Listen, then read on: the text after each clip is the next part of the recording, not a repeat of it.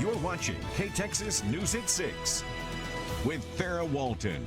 Good evening, and thanks for joining us on KTXS News at 6. I'm Farrah Walton. Two of them trying to up their chances as Biden faces a few challenges, convincing his party that he should be their immediate choice.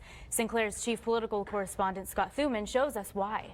These court documents hold the reasons why the state of Texas released Sean Atkins, the man accused in the murder of 13-year-old Haley Dunn, from jail. The documents state further investigation is needed in order to prove that Atkins did, in fact, kill Haley. Matador, Texas is home to a community of more than 500 people. That community now mourning the loss of the town they once knew. People coming together to clean up and rebuild. The question so often is, why does he or she stay in a relationship where they're being hurt? Well, Werner says the question needs to be, why are people hurting others? Luke Sweetser has been found guilty of murder. The jury came back with that verdict about an hour ago. KTXS anchor Will Jensen was in the courtroom when that verdict came down. Will, what was it like in the courtroom when that verdict was read? Many women across the nation wonder what this means for them. Those who are anti-abortion are celebrating, while pro-abortion rights advocates worry about the future. So what about genetic testing? Khalife says certain types of breast cancers are more likely to be linked to a genetic component, such as triple negative, women who've had breast cancer before the age of 40, or if you have 2 to 3 close relatives who've had breast cancer.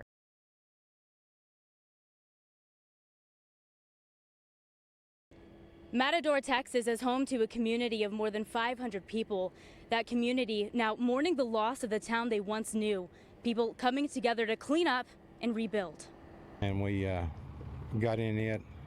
I was in there maybe 5 seconds before it just crashed outside the door. Homes ripped apart, families digging through the rubble trying to salvage anything that may have survived. Ken Marshall says he owned what used to be his home for 33 years. Raised our kids here and pretty much, and grandkids, and we ate dinner out here every Sunday. Last night we just had a horrific tornado come through and tear up a lot of the west end of town.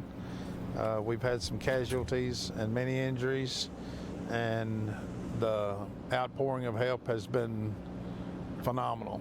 It just makes you cry.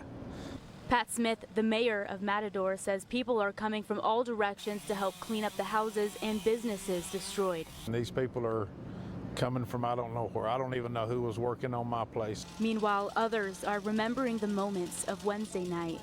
We got inside, shut the door, and we were standing in our kitchen, and we barely got the door shut, and we heard the sirens go off in town. And we just ran to the basement. We barely got the basement door shut, and it hit. It just destroyed everything. Nikki Dempsey says her entire roof fell in on the stairs leading to her basement. Once she got out, her home wasn't her home anymore. Back here you can see where our pins were. We had a barn there, and you can just see it's gone. Like everything is just, it's just gone. The mayor of Matador says he hasn't seen anything like this before, and there's a long road of recovery ahead. Reporting in Matador, Texas, I'm Farrah Walton. I can remember this moment where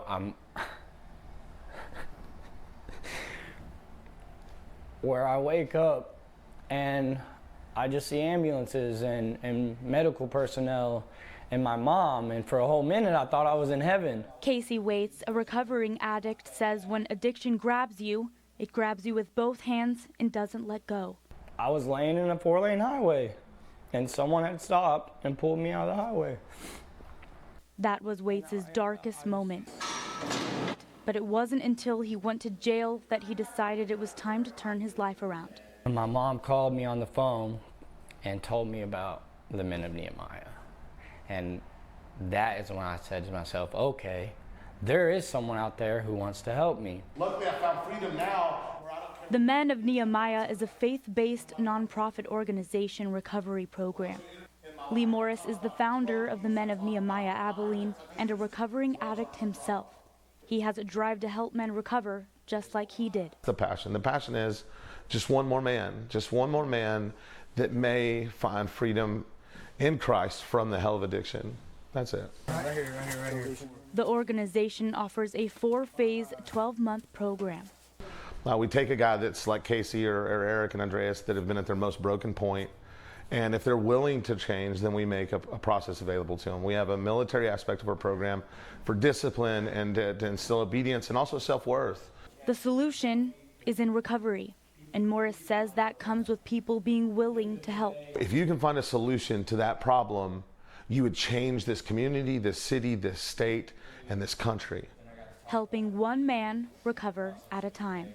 Since I've been in this program, I've been here 6 weeks, and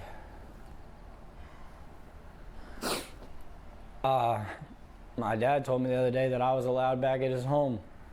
The Men of Nehemiah is rebuilding lives and saving men just like Waits.